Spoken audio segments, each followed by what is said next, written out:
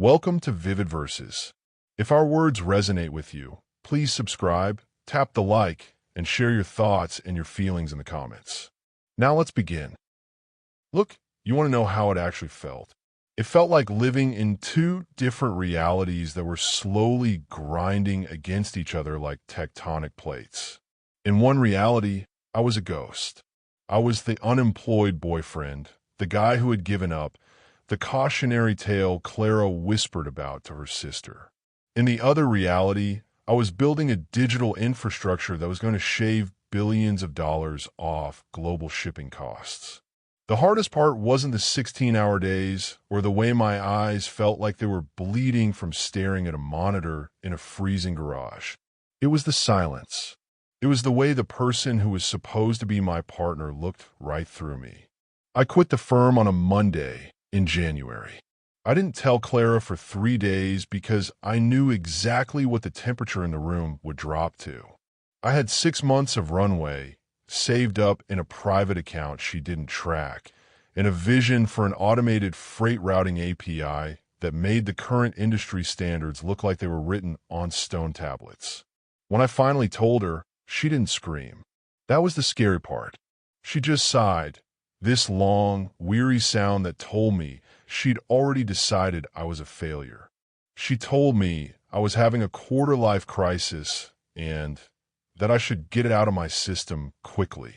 She gave me a few months to play around in the garage, but she warned me not to expect her to lie to her parents about why I wasn't working. That was the first red flag I ignored. She wasn't worried about our future. She was worried about her narrative.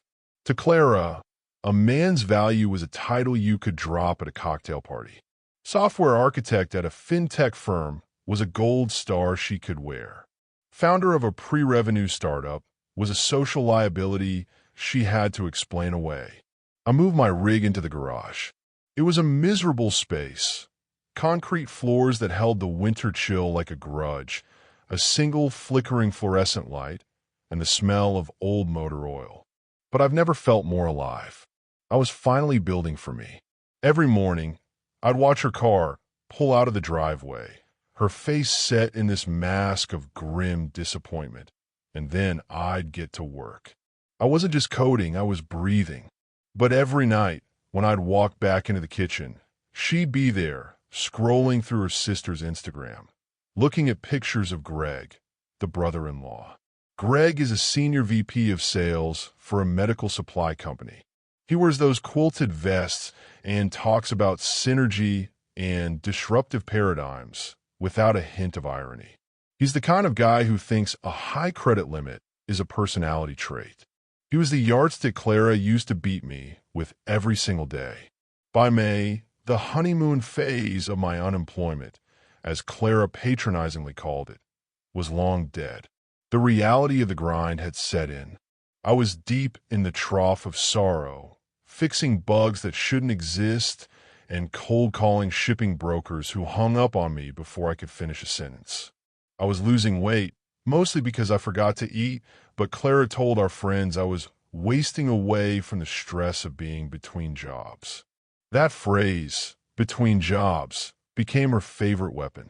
She used it like a shield to protect herself from the embarrassment of my presence. We went to her sister's birthday dinner that week. It was one of those overpriced steakhouse places where the waiters act like they're doing you a favor by bringing the bread. Greg was there, obviously, holding court about his new BMW and the bonus he'd just cleared. Clara sat there, nodding like he was a prophet, and then the spotlight hit me. Greg asked how the project was going. He said project with this little smirk, the way you'd ask a 5-year-old about a Lego tower. I started to explain the latency breakthroughs I'd made in the routing engine. I was proud of it. I'd figure out a way to optimize long-haul trucking routes using real-time weather data and port congestion metrics that was 10 times faster than anything on the market. I thought maybe if they see the technical complexity, they'll get it. Clara cut me off before I could get 10 words out. "Oh, he's just tinkering," she said, her voice dripping with that fake, pitying sweetness. "He's still looking for the right fit. You know how it is, Greg.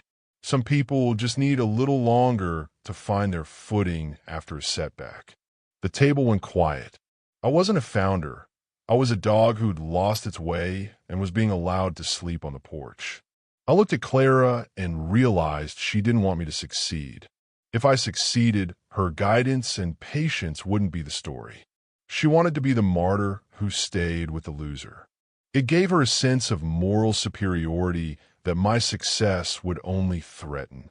I stopped talking about the business after that. I went dark. I worked 16-hour days in that garage. And when she'd ask how the job hunt was going, I'd just shrug and say I had a few leads. It was easier to let her believe I was failing than to invite her back into my headspace. I lived on coffee and adrenaline, watching the bank account dwindle, waiting for the one meeting that would change everything. August was the low point.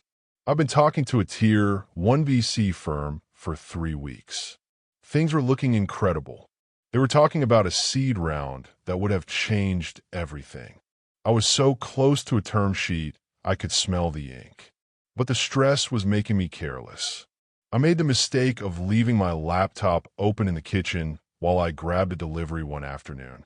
I came back to find Clara reading an email from the VC. She didn't see the valuation or the potential. She saw the word seed. She saw the word startup. She didn't congratulate me. She blew up. She told me I was gambling with our life and that I was delusional to think I could compete with real companies. She thought I was being scammed. She actually used the words pyramid scheme. Greg says the tech bubble is over, she screamed at me. You're sitting in a garage playing video games for all I know, while I'm out here maintaining a reputation. My sister thinks I'm dating a hobo, Mark. Do you have any idea what it's like to have to explain you every single weekend? In a moment of sheer, exhausted weakness, I tried to defend myself. I told her I'd had a buyout offer from a competitor the day before. A small one, but enough to prove the tech was real. I thought that would be the proof she needed. I thought the money, even the promise of it, would make her see me again. She laughed. A real, genuine laugh. A buyout? For what? Your little hobby? You probably made that up to keep me from leaving. Nobody is buying a routing engine from a guy who hasn't showered in 3 days. That was the mistake, thinking that evidence would change her mind. I realized then that she didn't lack information. She lacked respect. I decided right there that I was done sharing. If she wanted to believe I was a failure, I would let her. I would be the most successful failure in the world.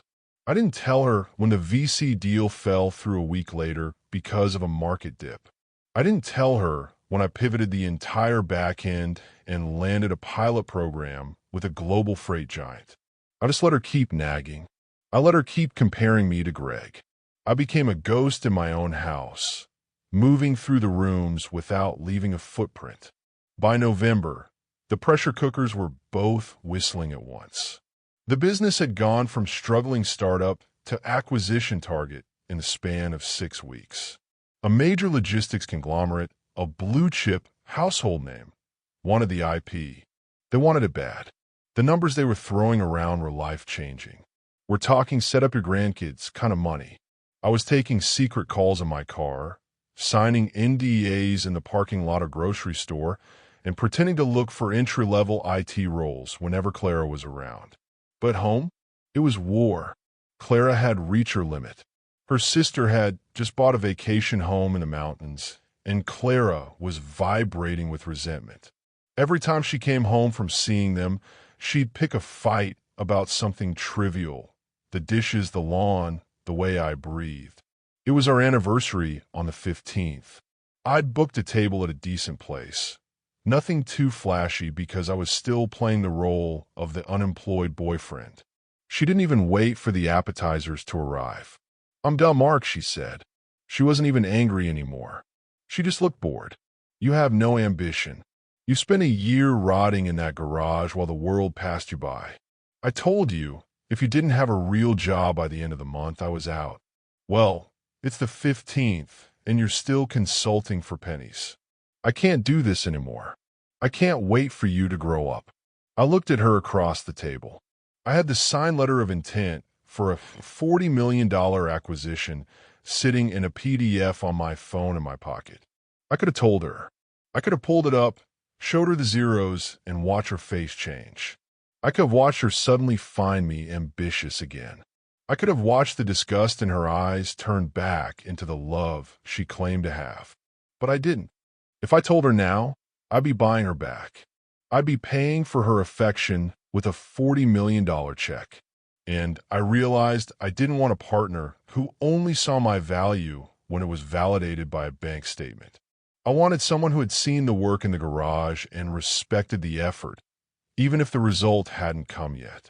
Clara only cared about the result. She wanted the trophy without the training. Understand, I said. I didn't fight. I didn't plead. I didn't even try to explain. You're not even going to try? She asked, looking almost offended that I wasn't devastated. She wanted a scene. She wanted me to beg her for another month so she could feel the power of saying no. I think you're right, I told her. I think you deserve someone who fits the life you want. And I think I need to focus on my hobby. She moved out 2 days later. She took the good towels, the espresso machine, and even the rug from the living room. She told everyone we broke up because I was stagnant and refused to grow up. I let her. I even helped her carry the boxes to her car. Greg was there to pick her up, looking at me with this smug, paternalistic pity that made my skin crawl. "Hang in there, buddy," Greg said, clapping me on the shoulder as he loaded the last box into his SUV. "Maybe there's a junior dev role in my firm. I can put in a word. Once you get your head on straight." "Thanks, Greg," I said. "I'll keep that in mind." I watched them drive away, and for the first time in a year, the house was quiet. I went back into the garage, sat in my old creaky chair, and just breathed. The deal closed 4 days later. The week between the breakup and the news breaking was the strangest time of my life. I was technically a multimillionaire, but I was still eating cereal over the sink in an empty house. I didn't go out and buy a Ferrari. I didn't throw a party. I just went for long walks and thought about how much of my energy had been spent trying to manage Claire's perception of me. It was like I'd been carrying a heavy pack for a year, and someone had finally unbuckled the straps. The news broke on the 24th. A local business reporter had gotten wind of the acquisition. It was the biggest tech exit in the city's history. Local developer sells logistics startup for a record sum. My face was on the local business segment. It wasn't some huge national thing, but in our circles, it was a nuke. My phone started blowing up around 10 p.m. that night. Clara called 6 times. I ignored them. Then came the texts.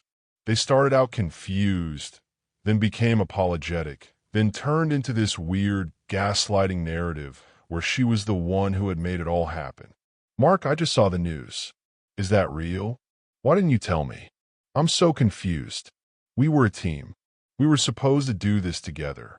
I only pushed you because I knew you were capable of more. I was just trying to motivate you, Mark. I was the only one who stayed when you had nothing. I was the one who believed in you when everyone else thought you were crazy." That last one made me laugh out loud. Everyone else? Everyone else didn't know I existed because she kept me hidden like a dirty secret. I didn't answer her for a week. I spent that week house hunting. I didn't want a mansion with 12 bedrooms. I wanted something that felt like a reward for the garage. I found it on a ridge overlooking the valley. It's got floor-to-ceiling glass, a kitchen that looks like a laboratory, and more privacy than a bunker. It's built of stone and wood and light. I bought on the spot. Cash. It's New Year's Eve now. I'm sitting on the deck of that house. The air is crisp, and the lights of the city are spread out below me like a circuit board. I'm looking at the empty space where a partner should have been, and I don't feel lonely. I feel relieved. Clara called again about an hour ago. I finally picked up, mostly because I wanted to hear the sound of the closure. "Mark? Oh my God, Mark. I've been trying to reach you for days. That news. Why didn't you say anything? We could have celebrated together. I was so worried about you. I just wanted you to reach your potential." "Clara," I said, cutting her off. It felt good. My voice was calm. No anger. Just a total lack of interest. You didn't want me to reach my potential. You wanted me to get a job so you wouldn't be embarrassed at dinner parties with Greg. That's not fair. She started to cry. It was that soft, wounded sob she used whenever she wanted me to apologize for something I hadn't done. I was your biggest supporter. I gave you months in that garage. I sacrificed for us. You didn't sacrifice anything, I told her. You endured me. There's a difference. You stayed because you didn't want to be the girl who dumped a guy right before he hit it big, but you didn't actually believe it would happen. That's why you left on our anniversary. You thought the clock had run out. I made a mistake, she whispered. I was stressed. My sister was in my ear. It wasn't me. Can we just talk? I'm at my sister's right now. I could be over in 20 minutes. We can celebrate the new house. I saw the pictures on the real estate site. It's beautiful, Mark. It's exactly what we talked about. Actually, it's not, I said. We never talked about this. We talked about a house that you liked in a neighborhood Greg liked. This house. This is for me. I bought it specifically for the view.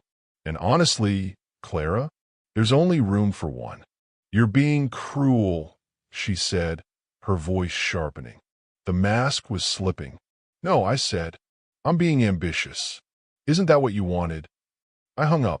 I didn't block her. That felt too dramatic, like she still had the power to affect my mood. I just turned off the notifications. I looked out at the lights. For a year, I was the man in the garage. I was the guy between jobs. I was the failure. I was the shadow in the corner of the steakhouse.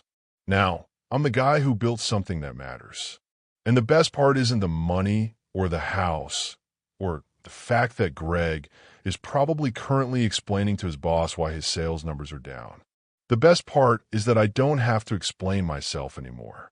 I don't have to translate my passion into a salary for someone else's approval. I've spent my whole life trying to fit into the boxes other people built for me. The garage was the only place where those boxes didn't exist. I took a sip of my drink and watched the first of the New Year's fireworks pop over the city. It's a long way down from this ridge, but from up here, everything looks clear. The quiet isn't a burden anymore. It's the prize. And for the first time in my life, I'm exactly where I'm supposed to be. Alone, successful, and finally finished with the noise. Thank you for listening. That brings today's story to a close. If you enjoyed it, please consider subscribing. See you next time.